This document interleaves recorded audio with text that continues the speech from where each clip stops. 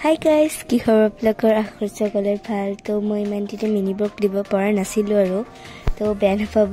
তো আজি মই আপোনালোকক দেখাম মানে মাঘ বিহুৰ ভিডিও মানে আমাৰ ঘৰৰ মাঘ বিহুৰ ভিডিও দেখাম আপোনালোকক তো কি হয় আপোনালোকক দেখাম তো আপোনালোকৰ সাথে আয়োজন কেনেকুৱা চলিছে বাৰু কবচোন কমেন্টত তো আপোনালোকক দেখাই আছো মানে মই ঠিকি দিম আৰু আপোনালোকক দেখাম এয়া কেনেকুৱা লাগিছে বাৰু মই দিছো আৰু ইফালে মাহঁত আছে আৰু তো মই আপোনালোকক চাগে আজি বৰচাউলৰ পিঠাহে মানে পিঠাৰ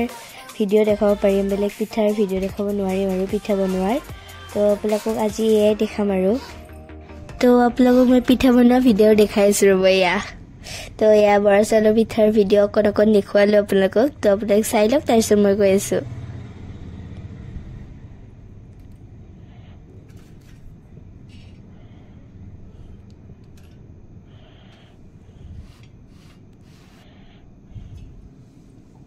তো আপোনালোকে চালে ভিডিওখিনি এতিয়া আপোনালোকক দেখাম মানে মই বনোৱাখিনি এইবিলাকতো মাই বনালে বাকি মই বনাইছো ৰ'ব এয়া সব মই বনাইছো মানে